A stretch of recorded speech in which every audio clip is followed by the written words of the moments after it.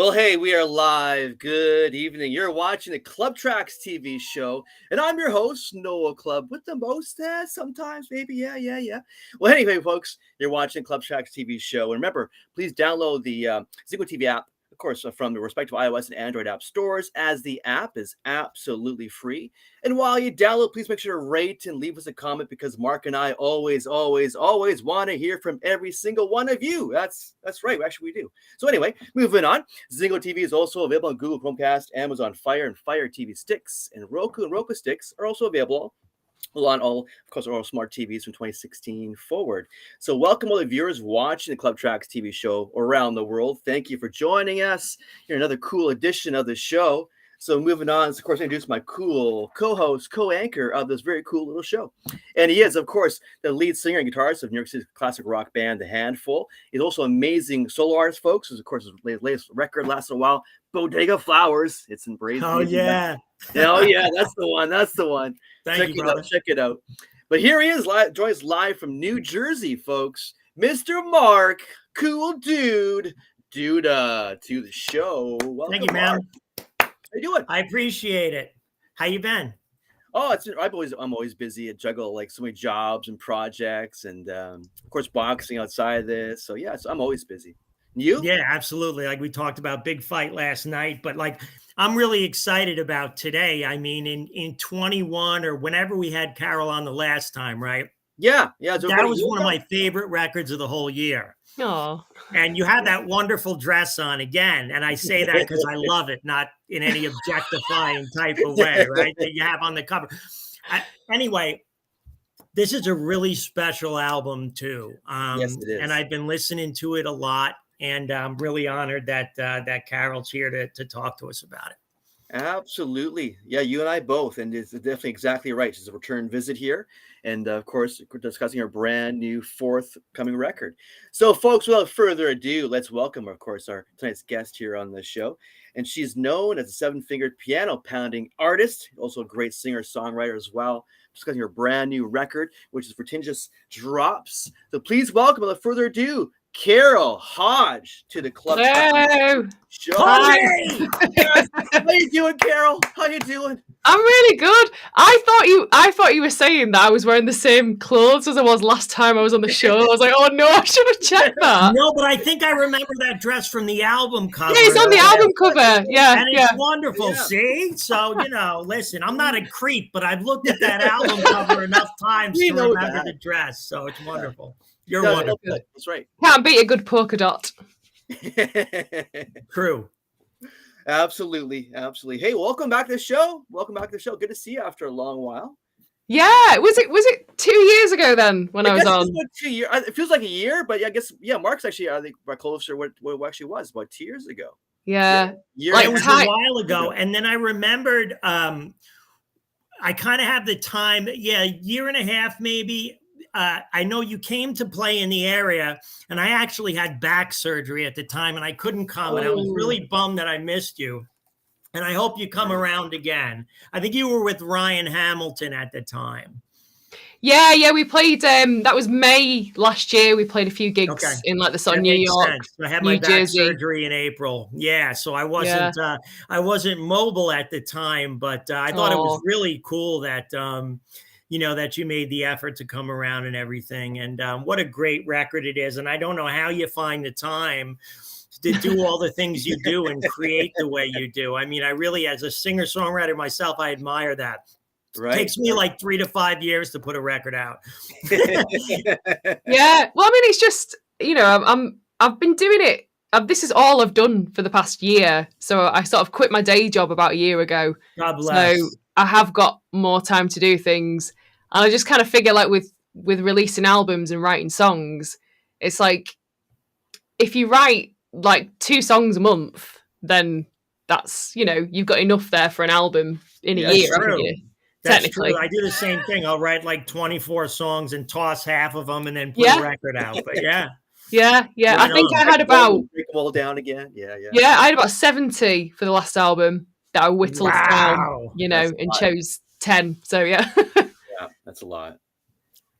But hey, so he was so creative, so that's going to happen, right? You keep coming more ideas, and actually, I like one actually went better, so I'll take that one instead. Nah, lose that one. But yeah, it's so true. You're so highly active and so creative.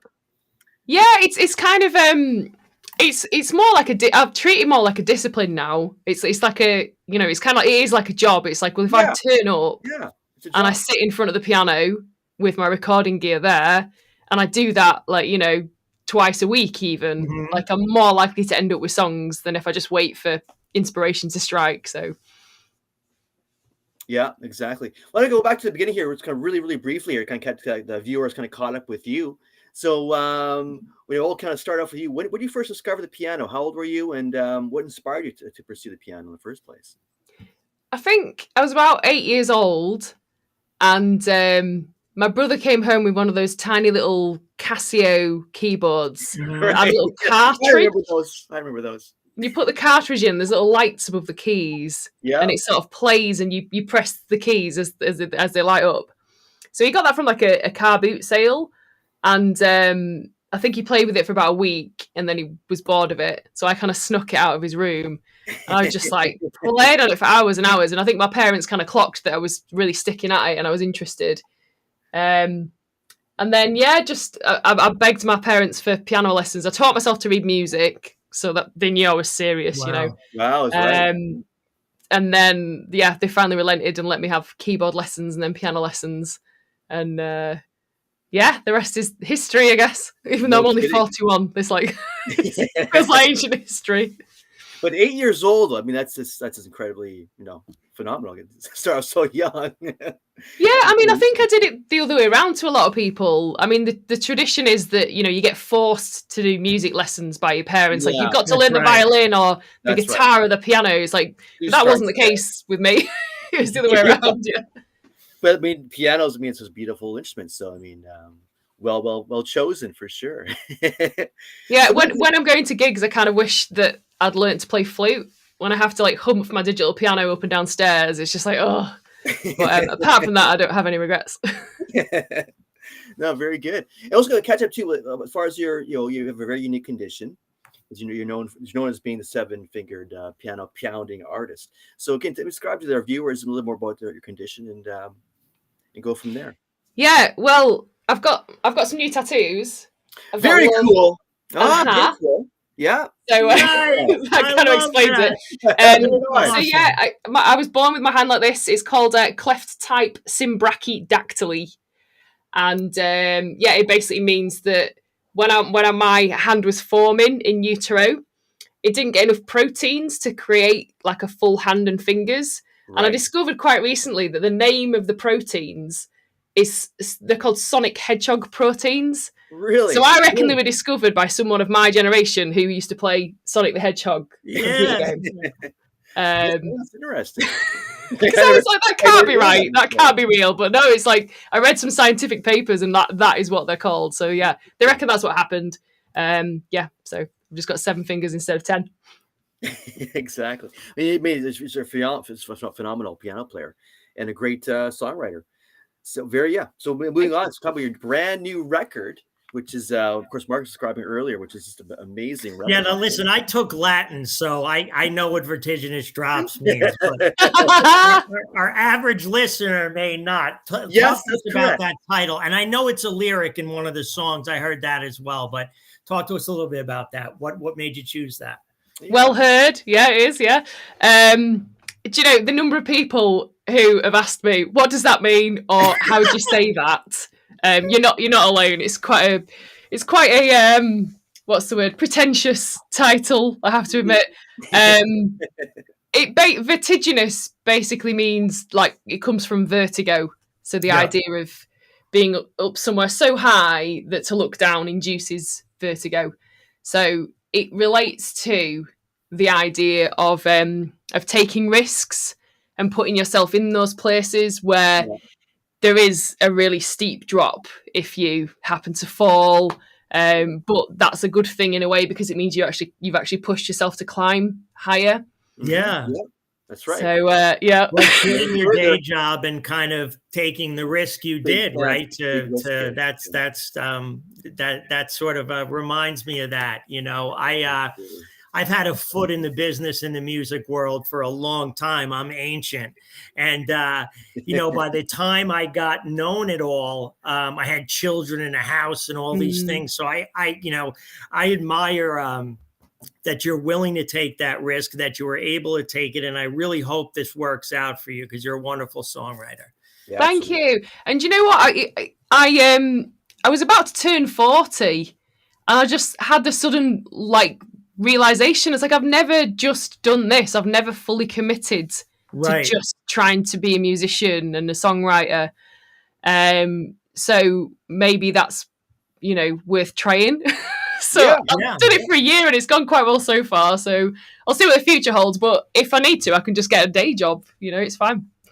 That's cool. Like I've always been a rocker, somewhat punk rock or hard rock or whatever, but I'm familiar with Crass and Steve Ignorant. And I think that's how you first came to my attention. Right. So, just for the folks that are new to your stuff, how did that relationship form with you? How did you get involved with that? Well, quite boringly, I went and auditioned to be in what was then the Last Supper band. And that was 12 years ago now. Okay. So yeah, Steve, we basically toured the US and Canada in 2011, and then we did Australia and New Zealand, and then we did a sort of final sort of big gig at Shepherd's Bush Empire in England. And so but I always maintain that I think I got the job because the band were probably looking at who could they spend a month on a tour bus with, rather than who's the most insanely talented person who's auditioned. It was more like, yeah, she's quite down to earth and northern and has a sense of humour. She'll be all right on a bus. Because I didn't even know who Steve was. I went in the room and I didn't know which person was Steve. So I think that was a big tick. Okay. Because there was loads of mega fans. People came from America and Europe to come and audition. So yeah, I think not being a big fan also worked in my favor. Listen, I think whether you're in the studio or on the road, right? I mean, a lot of how good the music is has to do with the hang, and the fact that there's a good personal dynamic between the people in the band. So I think that, I don't know whether or not that's why you got the job, but it's certainly important, Totally. Because it's like when you're touring, you kind of, it becomes like a family unit. But it also becomes a little bit claustrophobic, so you have to kind of be with people who will give you space when you need space, and vice versa, really. So, yeah, right on. Yeah. Absolutely. Yeah, right on. We'll talk about this new record. I'll talk about track number 1, I think, here. The best will in the world, which I love the track. A great opening track, by the way. Me too. Just love it. Is that gonna be a single? For that for the opening track, is that gonna be a single? Do you know, I released the whole thing about singles now.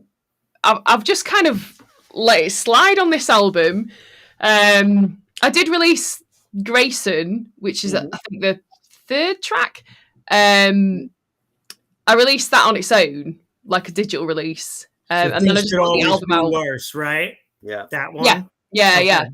So yeah, I mean, I'm planning to do videos for a couple of the tracks to sort of, I guess, ultimately, obviously add a bit more interest and creativity to the narrative of the album and just give it another push. It's always good to sort of release a new video to remind people that it's available, that kind of thing.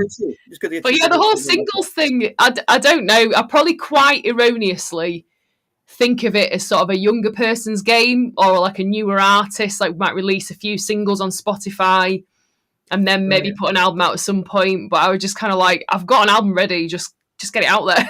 Yeah, I hear you. No, I hear that. No, for sure. Yeah, because to me, it's a great track. Not just as far as being an opening track, but it's also a great single. It has that kind of potential to it all. But also got to talk about the same song in terms of the lyrical content, which also I thought was very deep, just kind of reading it and listening to it. But my interpretation was it's more of a struggle of dealing with the way of the world and trying to aim high as an individual, more of a spiritual journey. But what did that song mean to you as you're writing it? Yeah, that song is probably the most overtly about what was actually happening in my life at the time about that decision to sort of, you know, quit the day job and take the risk, take the leap. Yeah. Because there's a line in it, there's always time to work 9 till 9, 40 years of your plan B, which is kind of how I was feeling. I was like, I've never fully taken the leap. I've never fully committed. I've always had a plan B and stuck with the plan B instead of just letting the risks happen. So it was very much about that, about the taking the leap. But and again, all the sort of, I guess, sort of spiritual and intellectual things that go with that, and all the sort of the processes of like, well, what'll happen if things go wrong, and why can I not have things the way I want them, and it's all part of this journey, isn't it? Right? Yeah, totally. Well, you get it. Sometimes you try it, you don't get it, but it's whatever you can kind of learn from it as a human being. And of course, aka to a spiritual being, it's very true. You kind of it's got a great dynamic to it too, right, Noel? I mean, it's like it starts off with almost this sort of like spiritual, chanty kind of thing, and then it gets heavy. Exactly. And I love that you're not afraid to throw a heavy guitar in there. I couldn't believe it, but I love that because it's got that vulnerability and then the assertiveness, right? And you've got the dynamic in there where it gets heavy. So, did you produce this record? Did somebody else produce it for you? No, well, Dave Draper was the producer. So I've worked with Dave on the previous 3 albums as well. So we've got a really good relationship. We've known each other for quite a few years now. I mean, he's absolutely integral to my albums sounding as good as they do. You know, I'm really, really grateful for his creative input. And obviously he plays guitar and bass, and you know, we sort of program the drums on the albums as well. I do the keys and the vocals, and then we sort of both come up with ideas basically as to how to flesh out the rest of the instrumentation. So it's very much a collaborative process in the studio. Cool. Yeah, no kidding. That's a good producer you got there, eh? Yeah, he's a gem, absolutely. So how long did it take you to actually record this new record, the 4th record? Well, I did this one in 2 shifts. For some reason, I decided in my infinite wisdom that I should have 6 months between sessions, because I thought that might help. I wanted to make the album a bit more holistic, you know, so that to be like more of a narrative and thematic arc to it, and think a bit more about how one song leads into the next and all those kind of things. So I thought having 6 months in between would help facilitate that. But really, I needn't have bothered, to be honest. So I did like my process is I'll record like a good set of vocal takes, and I'll record the MIDI piano at home, and that's what I take into the studio. And I often have demos that have got, you know, guitar and bass and drum ideas that I've come up with, but I'm not a particularly good guitarist or bassist or drummer. So that's like a starting point. And then we'll add to it in the studio. And then I'll go away and record the final vocals, and then come back. And then it's just kind of, you know, tweaking, and there's always more to add. There's never... Oh, yeah, that's never... The hardest thing is stopping, isn't it? It's like, okay, we can add some more keys in here, and what about this effect? It's like, just... Needs more cowbell, yes. Yeah, more cowbell and everything, You could never be done with a record, right? If you did everything you wanted to, and if you let it sit around long enough, there's always stuff to do, but you're not beholden to a particular style either. You know, like it's all in the rock category, right? Or the singer-songwriter category. But, you know, I hear things on here that sound theatrical to me, which I love. I love musicals and stage performances, and it sort of has that theatrical or cinematic bent to it. It gets heavy at times. It's got some new wave in it. How would you describe your music to somebody that never heard it? I don't know. I just say singer-songwriter. Yeah. And I always say people that I get compared to. So I always say, oh, kind of a bit like Tori Amos or Amanda Palmer or St. Vincent, which are kind of lazy comparisons, really, because they're just women who play piano and sing. Right. That's true. But it kind of gives people a ballpark. I always say, I did a gig for Record Store Day yesterday. It was cool. Oh, cool. Very cool. at my local like vinyl. We have a vinyl cafe, so they have like a vinyl record shop, and they also serve food and drinks. It's like really good, really good brownies. So I was there as soon as he asked me. I was like, yes, if I can have free cake, I'm there. But I said because it was just me and a piano, because I play a lot of solo gigs, but I also have a band that plays with me, so it's just me on my own. And I was trying to explain to people what I sound like on my albums, and I said it's basically like me, but with Queen as a backing band.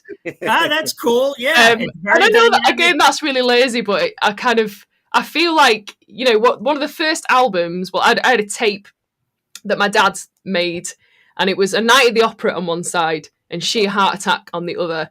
And about 8 or 9 years old, I just played that to death. And I think that was the first 2 albums that I ever got into. And they're so varied that I think that's always just been in my head, is like, that's what an album is. It can be anything. It can be Seaside Rendezvous, and then Stone Cold Crazy, and then Bohemian Rhapsody. You know, it's just like, just anything goes. No, true. You're telling a story. It could go this direction, that direction. That's so true. Yeah. Then that's how I see your record too. It's very, very, to me, it's rather eclectic as far as terms of the direction you're going. The record is very, very eclectic, and but I love where you're going there with the guitar aspect of this record too. I love the heavy elements you have in this record. It was really cool for me to kind of hear that coming out of your styling. So I was like, right on. Love that. So that track, Clean the Slate, the one with the big guitar riff on, that's got a guy called Chris Catalyst who plays guitar on it. So he's one of the guitarists in Ghost, the band. Oh yeah, cool. And he plays in all. He was in Sisters of Mercy as well. He's played in all kinds of bands. Ugly Kid Joe, anyone you can think of. He's brilliant. So yeah, he kind of added to that, and he put the bass line in as well and the synth guitar. So I think that's an important thing. Is like, I feel like I've collaborated a little bit more on this album. I've had a few guest artists. Which has kind of opened things up a little bit more in terms of the sound and like the reach of the album as well. So I guess a lot of freedom in terms of the arrangements, or are you more set with the arrangements in your head and kind of instructing them what to do? Yeah, so I tend to come to the studio with like a fully formed song. So like Dave has very little kind of input in terms of like, oh, I think there should be a double chorus here. It's like I've already mapped all that out. That's kind of sort of set in stone, really. Gotcha. But what I did do, so like that track, the Clean the Slate, I just sent it to Chris, and I was just like, whatever you hear, add to it. And I did the same. There's a track called, oh gosh, I can't remember what it's called. It's falling out of my head. The one that's like got the guitar on it. Carver's Tarabi's the guest guitarist, so he's in like Gong. He was in the Cardiacs. He's in Utopia Strong. Gong, like the frog band. Let's Clean the Slate. Not Clean the Slate. It's I can't remember the name of the song. It's the one Wrong Side of the Glass. There we go. That's what it's called. Oh, okay. I'm so well prepared. I don't even know the tracks on my own album. It's so good.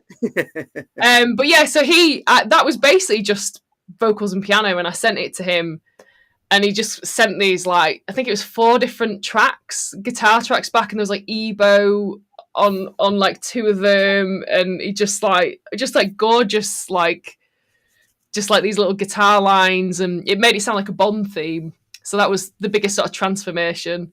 And then there was another track, the final track, Silhouettes. I worked with somebody called Kirsty McGee. That was my favorite one. I was very touched by that one. Yeah, but the musical Saw, like my mum keeps going on about that. She's like, oh, I love the musical Saw on that one. But again, I just sent it to her, and she sent it back, and she was like, I've played Saw, and I've also put some bass flute on it.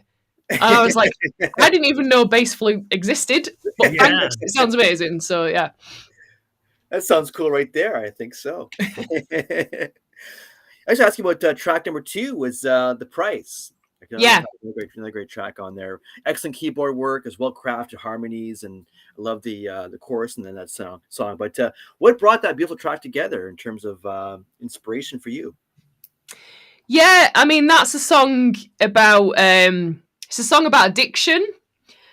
And it was just, again, a lot of my songs are like a little bit ambiguous and a little bit oblique. I don't really like to write lyrics that are like completely on the nose. I like there to be a bit of interpretation. Yeah.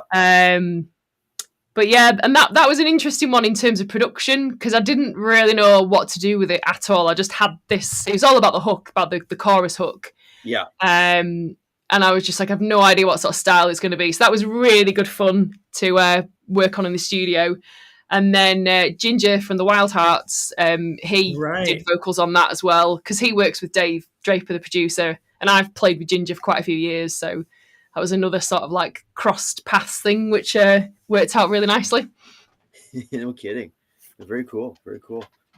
And in terms of, like you mentioned about videos, do you have anything planned that you wanted to probably might be in pursue as a single with a video you kind of thought was the last little while? Yeah, I mean, I've got a few in mind. I don't know why. I've not had making a video as a priority, partly in terms of budgetary concerns. Yeah, and just, like, expensive. Yeah, it's so hard to come up with a concept that you can create like on a shoestring budget that actually works and looks good. Off. So I just keep putting there's it a lot off. of lyric videos. Like I didn't know what to do either. I did a few lyric videos, which kind of corny, like the old follow the bouncing ball kind of thing. And then did some sort of cinematic ones as well. And I always I hate the way I look, so I never appear in my own videos, right? I always have actors do it. So it's tough. I think it's, unless you have something sort of cinematic in mind when you write the song, I always find it's really tough to come up with an appropriate video, and you don't want to nail it down too much. Like you said, you don't like to be too on the nose, because that way other people can hear themselves in your songs, right? And it's not so much about you, but it can be about the listener or their experiences or a particular time in their lives, Yeah. So that's why I haven't made any videos for this album. Yeah, no, I understand. I'm so concerned about that. Who's Amanda, by the way? Oh, I'm not at liberty to say. Okay. I had to ask. Yeah, no problem. So somebody famous. Someone famous. Oh, okay. Yeah. It's a famous Amanda. That's all I'll say. Yeah. Okay. Right on. Yeah, got you there. So you've been doing anything in terms of like live shows last a while? You doing anything live wise last little while? Yeah. I've just started to get busy again. I had a really weird kind of quiet spell, because by this time last year, I think I've probably done about 30 gigs. And this year I've done 7. So it's been a bit okay. Did I just have a good bonus first year, and now it's going to be really quiet. But I've got quite a few Crass songs gigs coming up with Steve. We're going to Finland in a couple of weeks, and then we're coming over to the States in September. Oh, cool! Oh, very good, very good. So we're playing Riot Fest in Chicago. Cool. And then the plan is to do a few gigs around that. Anything around New York? Hopefully I don't have back surgery again. Yeah, hopefully. I mean, I think the plan is to do sort of East Coast while we're over there. So cool. I'll definitely keep you posted. And what Canada? I think Canada coming up? Possibly, yeah. Possibly Toronto. Ooh, yeah. Very good. Very good. Maybe. We played there last time. We did Toronto and Montreal. Oh, Montreal's great too. It's great. Yeah. I feel like New York should love you because of the sort of theatrical bent to the music and the way that, and it doesn't surprise me that you don't have singles, because it reads like chapters in a book, right? So when somebody buys your record, you want them to listen to the record, right? Not track 3, track 7, whatever. It's meant to be. I get that. I've agonized myself about what order to put songs in, and people have no idea how much we agonize over that. And then they go and download 2 singles, Yeah. Don't be wrong. But that's kind of, that's how I think. I do think of it as I want people to listen to the album, not just pick, one song. Yeah. I mean, I'm grateful for any engagement with my music at all. But the ideal situation is listen to the entire album and go on the journey, Yeah. But the dynamic is really there in this one. I mean, it's I feel like there's some tough, but there's a lot of vulnerability in there, and sort of healing is a theme throughout the album. Was your mind in a particular place when you wrote these songs? it's really weird. This has happened like the last couple of albums I've done as well. Is they've almost been like prescient instead of retrospective. So it's not like I've experienced things and then written about them. Right. It's almost like I've intuited what's about to happen and written about that. It sounds really weird, but it's just like I keep noticing, like, that's what happened with that album. And it's only when I look back. Already. Yeah. And I'm like, oh, that's what that was about. Because like I was saying about the ambiguity, I kind of just get ideas and write them as opposed to being like really analytical about my own experience in life. It's kind of generally like a feeling and yeah. So in retrospect, it's about what's happened in my life over the last year, even though I wrote it before then. So yeah. To me, it's scary to do what you did, right? There's a lot of us, and I always tell people, like, I could go out within a 5-mile radius of my house and probably find 30 guitar players better than me that never got to make a record. So I want to appreciate what I have, you know, but it takes a lot of guts to do what you do and do what you did and walk away from plan B, you know. Did you made that decision to sort of walk away and fully commit and then you wrote these songs? Is that kind of what happened? I was writing them while I was in the process of doing it. So yeah, they were very much about the journey, I guess, like from the decision to do it through to actually executing it. And so far so good, I imagine. How do you feel? I mean, I don't have, I feel incredibly grateful to have the freedom that I do. And I just feel really, really thankful that there's enough people interested in what I do to kind of keep me afloat. Which is, it's been quite a few years of work to get to this point. It's not happened overnight, but I mean, I've always been of the persuasion that like having freedom and time is more important than money. So that's quite fortunate, really. Agreed, absolutely. She translate into money for you down the road. I hear you. Maybe. Probably not, but maybe, yeah. Because no, I mean, that's actually, it's a great point because we've been kind of talking about this on and off again to the whole discussion is the fact that you took a big leap of faith here and left your day job and doing this as a full-time gig.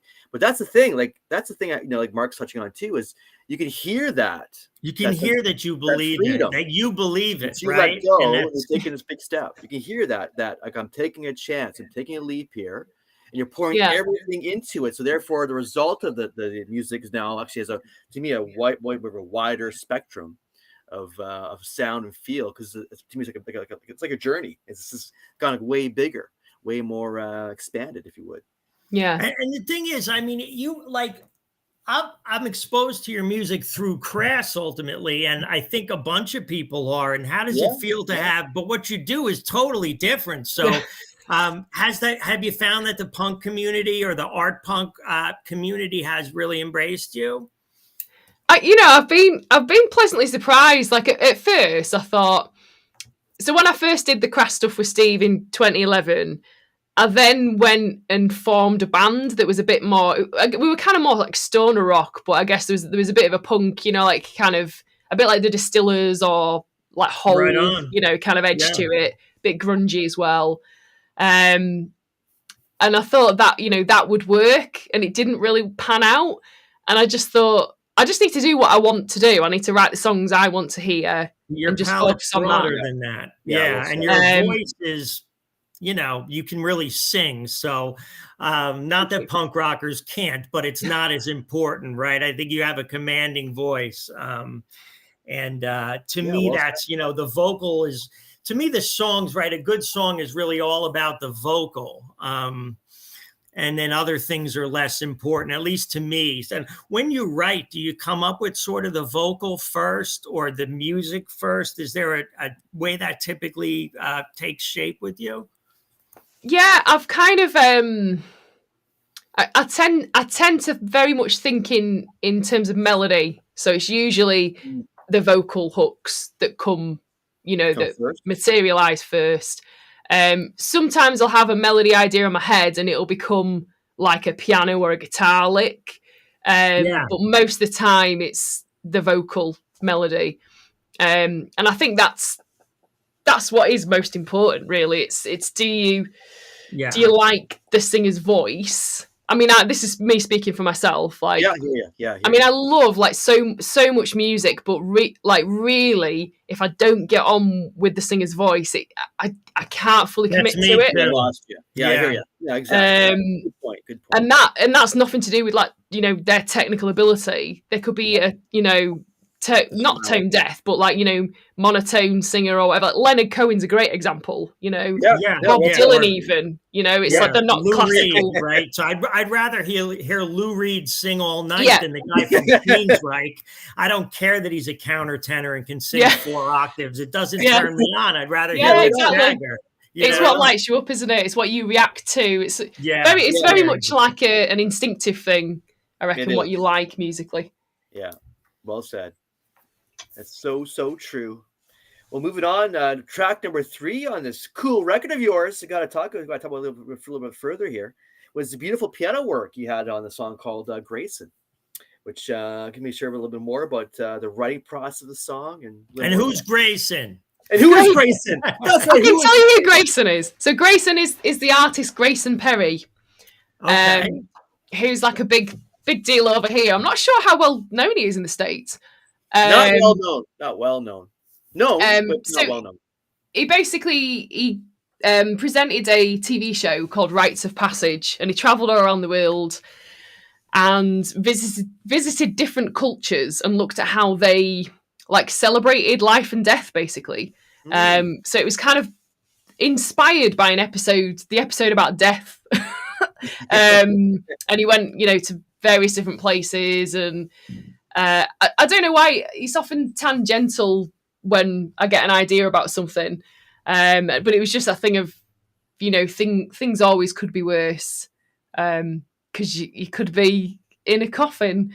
Sometimes in some cultures, they have people in coffins, like open coffins for weeks and weeks before they bury them. It's disturbing to me. I was raised Catholic, and the whole like open casket thing is so incredibly disturbing to me. Yeah. I tend to avoid the funerals and wakes. Yeah. It's quite a grisly concept, isn't it? Well, I mean, it shouldn't be. I have a lot of respect for just because, I've dealt with death before, and it's like when you see a dead body, it's like they're not there anymore, and you know that, but it's still quite disturbing. It's like, no doubt.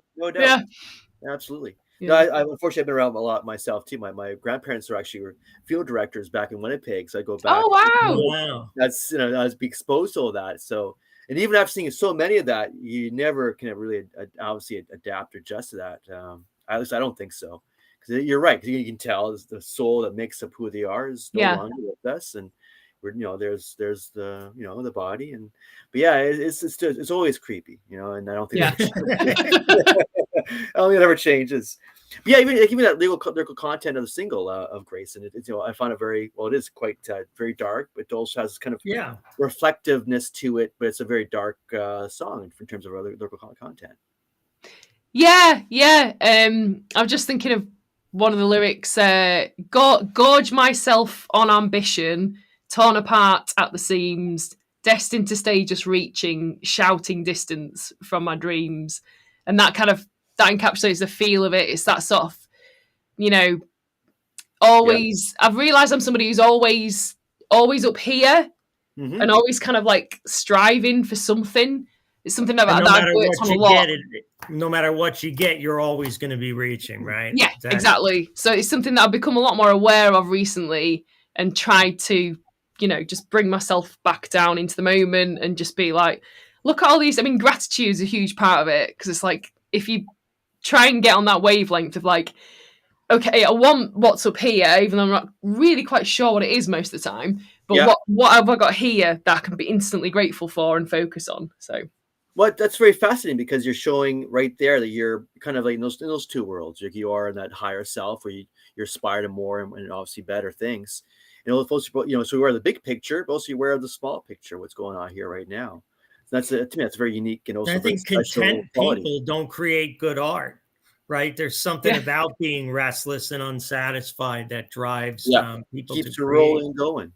Yeah, but I mean, it's that, I'm very, very much, I love learning, and I love growth, and I'm proud of the growth that I've experienced in myself over the past few years, largely through sobriety, but I'm also proud of when I see people I know growing and changing and improving and being more self-aware. Well, it's wonderful that you say the sobriety thing. We don't have a lot of people open up about that. Very true. Very true. I've got 10 years myself, and not to pat myself on the back, but it's tough, right? Because there are reasons why you do those things, and usually those reasons don't go away. It's a matter of finding better ways to cope. You cope through your music? Yeah, totally. I mean, first of all, you're totally right. The whole thing is like, for me, it was drinking alcohol, and I was just like, well, if I stop drinking, all my problems will be solved. And it's like, oh, I've stopped drinking. Now I've got to look at why I drank so much. It's like, oh no, this is really hard. Because that's obviously the problem. The drinking is just a symptom of it. That's right. Yeah. But yes. So that it's I can't remember what you asked now. I just wanted to say that, and I forgot the rest of what I was myself, and I'm not a person that talks about it a lot. I'm not a 12-stepper. I got my life in order, but I'm not one that speaks at meetings or inspires other people because I'm white knuckle hanging on every day. Myself, but it's courageous to mention that. Okay. Especially as a gifted artist, because I think, at least in my experience, a lot of the people I work with feel like if they let that part of themselves go, that they might not be able to create anymore. Yeah, no, I did have that fear for a while. But then the process of, recovery, of recovering who I was before I drank too much, that in itself was like so full of inspiration, so full of pain and suffering, but also elation, that it just gave me so much to write about that. I needn't have worried. That's great. But I definitely get a lot out of it. It feels like I always say, especially playing live, it feels like a dodge, because I'm basically getting my catharsis on stage, and other people are just witnessing it. So it's like you're paying money to see me experience catharsis, but obviously the hope is that anyone in the audience will feel that too, and will get a similar sort of expunging of emotions or whatever out of it. So, well, maybe probably actually more than you realize, actually. So I mean, it's a great thing to get out there, like Mark's saying, get out there. And you do get better. I mean, it's amazing, right? Like I remember, years and years ago, and I was in a hardcore band called Billy Goat's Gruff, and we used to get up there. We thought we were the best band in the world, but then you would see the tapes and you'd be like, "Oh God, it's not as good as get this off YouTube, and you realize that you're actually shooting yourself in the foot." So that's great. That's great. I'm glad that you're committed to music at a time when that's out of your life, because getting rid of Plan B could help that creep back up on you again, Yeah. It definitely piles the pressure on. Yeah. When you guys tour, is there is the band a sober thing, or is it people can party and it doesn't matter to you? Well, I mean, I'm always of the persuasion, people can, what is it? There's a Bill Hicks quote, isn't there? Where he says effectively, whatever you do, as long as you don't harm another living being, then it's got nothing to do with me. And I totally subscribe to that. It's just as long as you're not trying to force me to drink or do anything else, then you can do whatever you want, as long as you play my songs properly, because I'm paying you. That's fine. So they're a good bunch, my band. Not really big party animals. My guitarist is sober. In the Crass band, 2 of us are completely sober. 4 of the touring party are sober. So I've always got allies no matter what I'm doing. So that's really good. That's right on, for sure. So what is your thing of long-term? What will be your long-term vision of what you want to accomplish, say, the next year or two, for meet you again on this show. Yes, now what would we be discussing that point in time? Or so should we when I see you in 2025, which is a weird thing to say, yeah, I've got lots of ideas of what I want to do. So I have a Patreon, and I'm releasing a really weird experimental album just for my patrons. I'm doing a covers album as well, which is basically mainly songs that were important to me when I was younger. Care to share what those are at all? Yeah, come on, a little hint, nudge over here. Well, there's a few. I mean, it'll basically be like the artists that I grew up with. So I was very much a child of 1994. So I already do a cover by The Offspring. Nice. Oh yeah, which one? Smash. Oh, okay. Yeah. I play just me and a piano. It's like a very sort of gothic ballad version of Smash. But it's that kind of idea, so taking songs. I can see that working, actually. Make it yours, right? Yeah. There's never a sense in doing covers if you're going to copy it exactly, right? Yeah. Yeah. So it'd be a lot of bands from that sort of era, a lot of like the grunge and punk and yeah. So cool. I've still not decided on the track listing or anything yet, but that's something I've wanted to do for a long time, and it feels like again, if I put it out to my patrons first and get them involved in the process. Feels like a nice safe space to kind of try things out. And I've also got a couple of other album ideas. So I think the next thing I do is probably not going to be just a solo album. There's going to be quite a bit more collaboration on it. But that's still in its infancy. And it's just a concept, but I need to write all the songs. So it could take a little while. So we'll get a concept record from Carol Hodge down the road. Yeah. Concept of sorts, absolutely. That's cool. I love the idea of duets too. I mean, I've done one, right? I'm going to name drop. I did it with H.E.R. from the Runaways, but I love the idea of the dialogue and the back and forth. So next time I write a duet, Carol, I'm going to ask you to play on it. We'll ask you to sing on it. You have a wonderful voice on it. That's right. Noel played drums on it. We'll keep it all in the family. Yeah, we'll just start a band. It's fine. You should. There we go. Oh, that'd be very cool. Very worldly too, right? England, Canada, USA. Here we go. Absolutely. Taking on the world. Let's go. No, right on. Let's go. Before you go, it's like cause I have a couple more minutes left because the show always flies by. So do you have any live shows coming up that we can promote here on the show for you?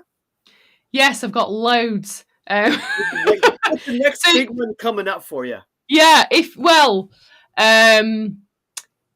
got loads of solo gigs. I'm touring with Ginger Wildheart this year. Wonderful. So we're doing lots of gigs in the UK. So if you go to my website, carolhodge.co.uk, like all my tour dates are on there and they're all up to date. So yeah, come see me. Very good. And also on your record, where can we find more on your record? Same site?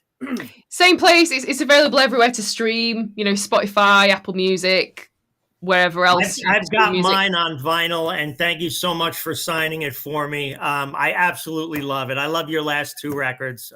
They're wonderful. Thank you. I'm glad it arrived because apparently it's taken forever to get things to the US. You took such care to wrap it too. The way it was packaged up safely and good. I was touched by it. Thank you. Awesome. Thank you. Yeah, that's right. Right on, man. Right on. Well, hey, folks, check out her brand new record. We're changing this drops. It's out right now. So check it out. Great record. Fantastic record. And thanks to Carol Hodge for coming on the show again a second time. We'll get Thank you. Thanks for having me. It's been great fun. As always, it's always lots of fun with you. Always. So See you in 2 years. Right on. And thanks to Mark, new dude over here in New Jersey. My co-host, my co-anchor. Thanks again, man. Always awesome. My pleasure, man. Always. Right, and thanks, folks, for joining us and watching the show here this evening. So thanks again. We'll see you again real soon. And remember, Zingo TV, watch it, hear it, read it, download it, live it. And hey, man, love it. We'll see you again, real guys, real soon. Take care. All the best. Be good, guys. Peace.